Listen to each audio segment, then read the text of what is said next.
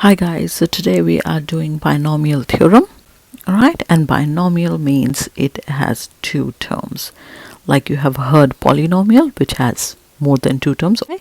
So let us suppose those terms could be x plus 1, or in today's case, because we are trying to find a theorem, we are trying to find a formula that can be used anywhere, so we will use a plus b. So a and b will be the two terms that we are using in this case, right? So let's start. So if we have a plus b to the power of 0, we know that anything to the power 0 is 1, right? So that's the first one. If we have a plus b to the power of 1, we know that anything to the power of 1 give us the same thing, so that will be a plus b. Now if we have a plus b to the power of 2, we know that it makes a square plus 2ab plus b square, right? And if you do not know that, then you can expand by using a plus b and times a plus b.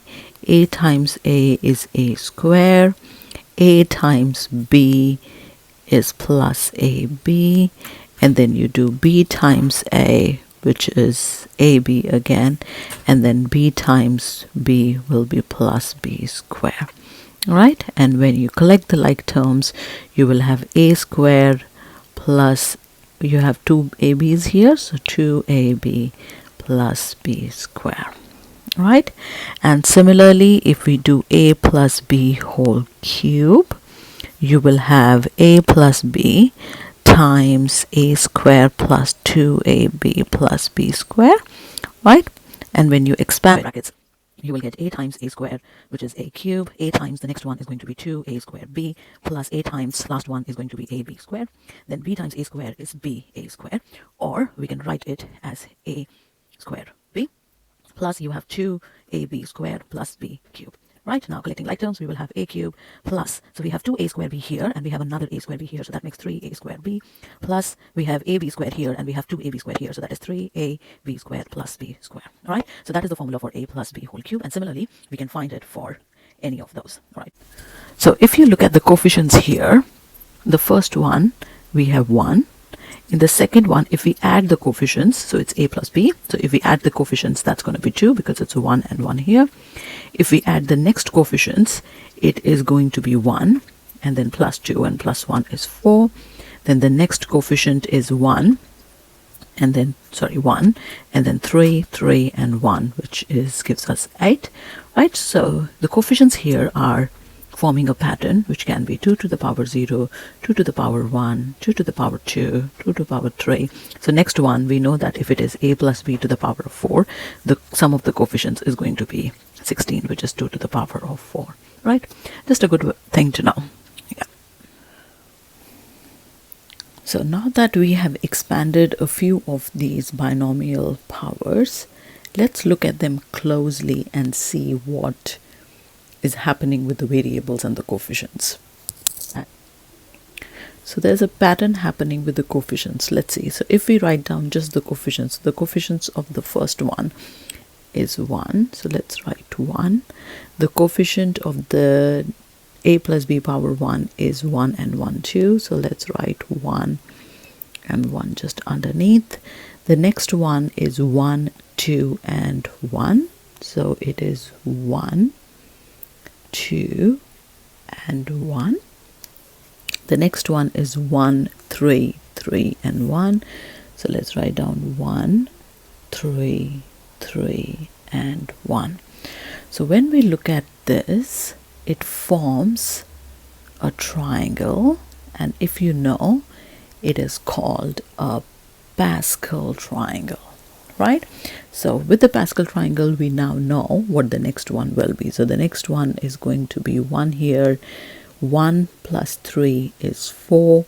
3 plus 3 is 6. And then 3 plus 1 is 4. And the last one is 1 again. And this way we know the next one as well, which will be 1. 1 plus 4 is 5. 4 plus 6 is 10. 6 plus 4 is 10. 5 and 1.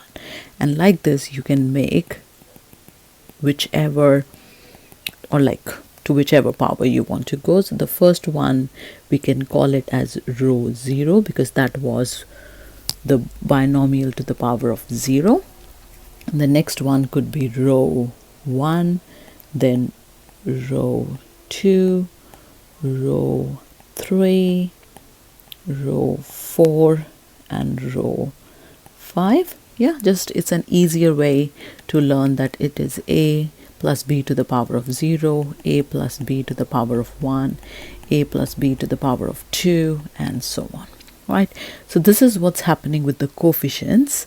Now let's see what is happening with the variables here.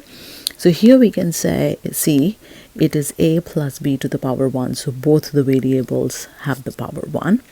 In the next one, if we see, let's zoom it in. So we see it is a plus b to the power of 2. So the first variable, which is a, has the highest power, whereas b here can be written as 0 because it does not have any power. So it does not have any power. B to the power 0 is 1, right? So that is why we are not writing it there. In the next term it becomes a to the power 2. So the power of a is reduced by 1, whereas power of b is added by 1. And the next one, a power is reduced by 1, and here it was 1, so here it becomes a to the power of 0 and b to the power of. First variable is decreasing as you go and the second variable is increasing as you go.